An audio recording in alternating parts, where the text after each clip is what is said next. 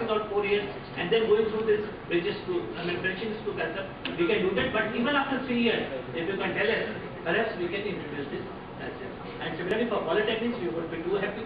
As I said, we have got so many students and there's so much opportunities are there. Perhaps there is a need to impress upon the students also that immediately after diploma, he need to join a job so that because the job opportunities are there. And then ultimately about professional ethics and the commitment and all. This of course it will take time, but if they see the students who are actually committed and they have been placed, naturally the other generation will follow because they will follow. Because see, today they see students who are, or they see the engineering colleges who are somehow able to manage and fudge their placement figures, so they will follow that path. But if they see, students who are really committed, who are working hard and they have got the jobs, naturally a student will also change. So I'm sure, our practices today will set the future for future. Reflecting upon what my senior colleague Bhartrakar said, all this is fine. Giving them training, what concept, what exactly. But if you, I don't know, you've been to your polytechnic colleges in Andhra, I've been to your Vizag college, I've been to your Google college, the living conditions of those poor kids. They just have one toilet and 450 students. They don't have proper fans. How would you ever expect that these are the guys who will be properly trained, who don't even have proper living conditions? And believe me, sir, I'm reiterating, the polytechnics are the only technical strength of this nation. It is not the engineering colleges. Spending on engineering colleges and infrastructure, I would think that I'm very biased negatively against the engineering colleges. You're only producing soaps and detergent salesmen in this country. You're producing bank accountants out of an engineering college. But polytechnic colleges, no. Polytechnic colleges, they are the true and only technical strength of this nation. If you can probably be more lopsided towards them and do something to, alleviate their conditions, I think you will have done a great job. I got one submission, sir. Yeah. Continuing his point. The 6-month implant training that the diploma that you have introduced, I also understand the reality. I feel if you can tag it with the National Apprentice Certificate under the statute, it will be much more. We are trying. We already brought it to the notice of Honorable Minister also. AICT, we are trying. So one observation. Why don't government or university take more practitioners as a faculty members so that they capture your institute? Possible, wherever.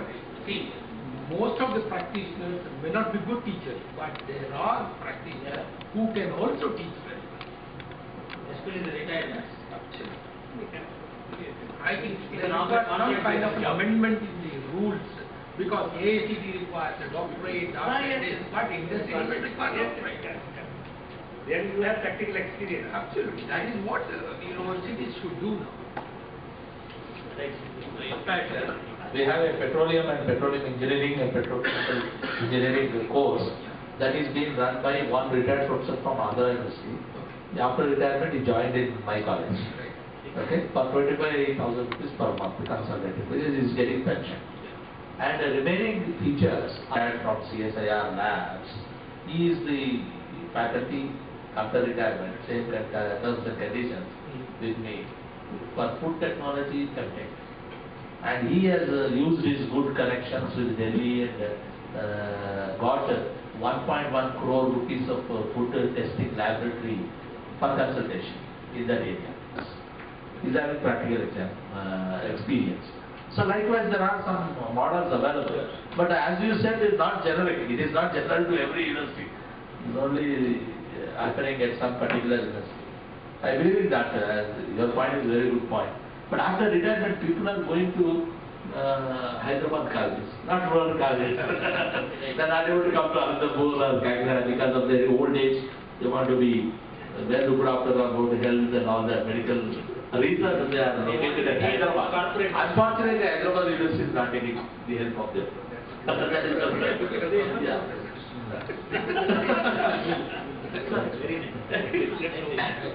So, I am Prabhakar, Senior Director of Capital IQ.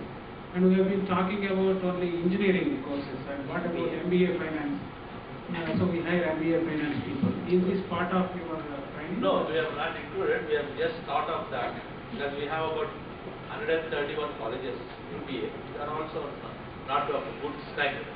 We will plan for them for about 3 months program and we'll take them.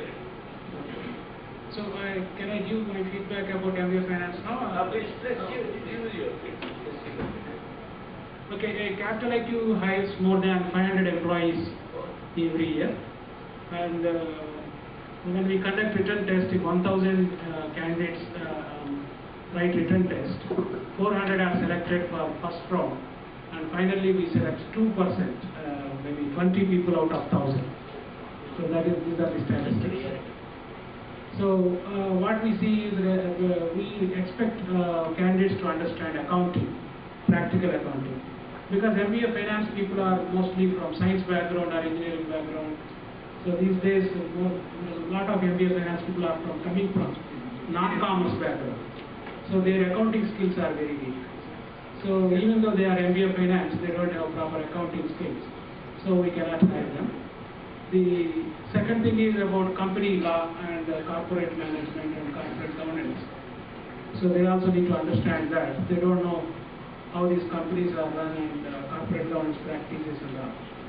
So another thing is about capital markets. So they lack a lot of practical knowledge in these capital markets. So the faculty need to be trained into this first. So because they themselves they don't understand this practical accounting and corporate governance related. So if you train them, then I think these placements will be Management side. Probably Director. there should be a kind of awareness because the moment they think MBA, engineering MBA manager. So Ground reality. Sir, I am the Director Industry Institute Interaction Business and Planning from CIT UK.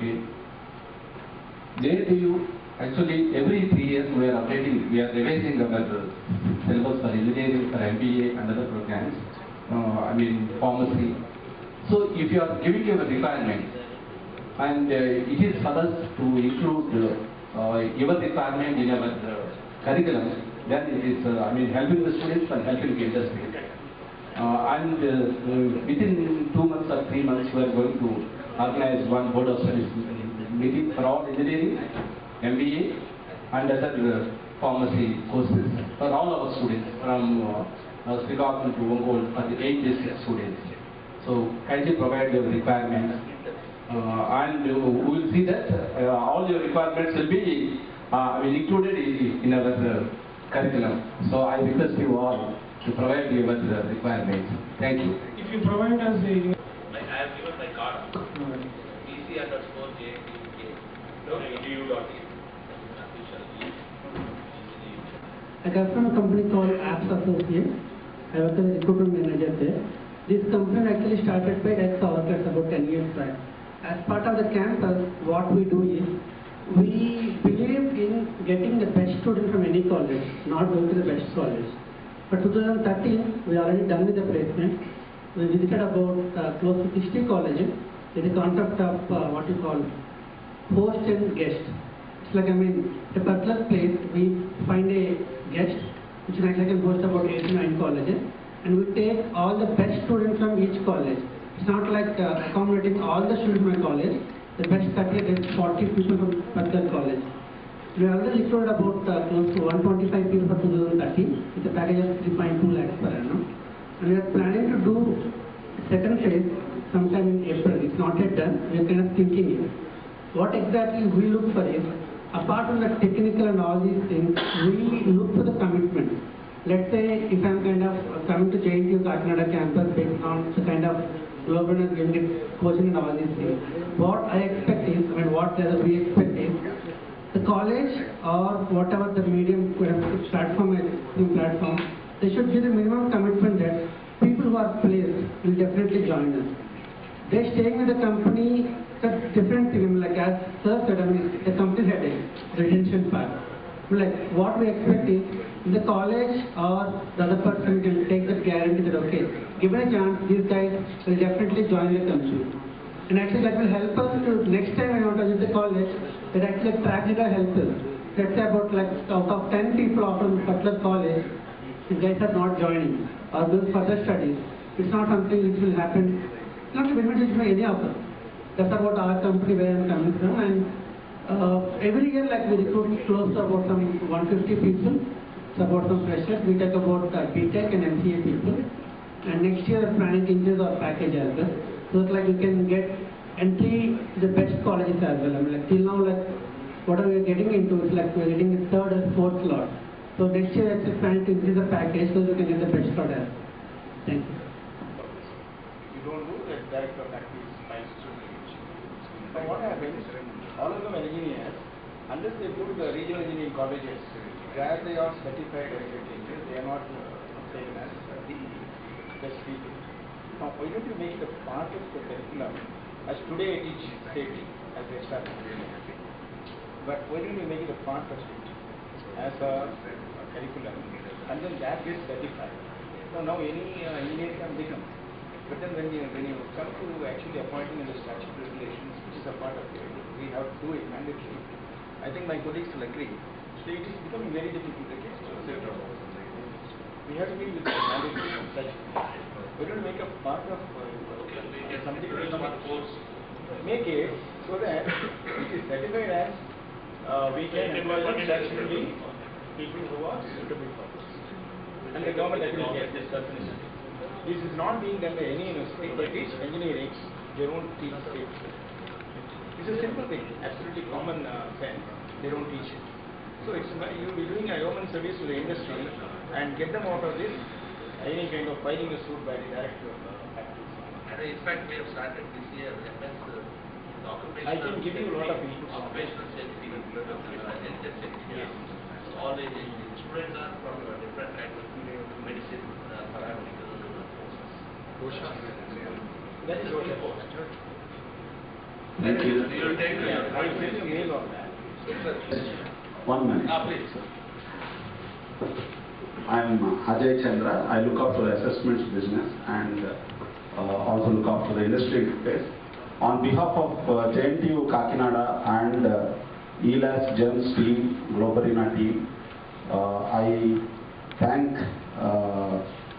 Shri Ajay Jain IAS for gracing this occasion and having giving us all the opportunity to interact with them.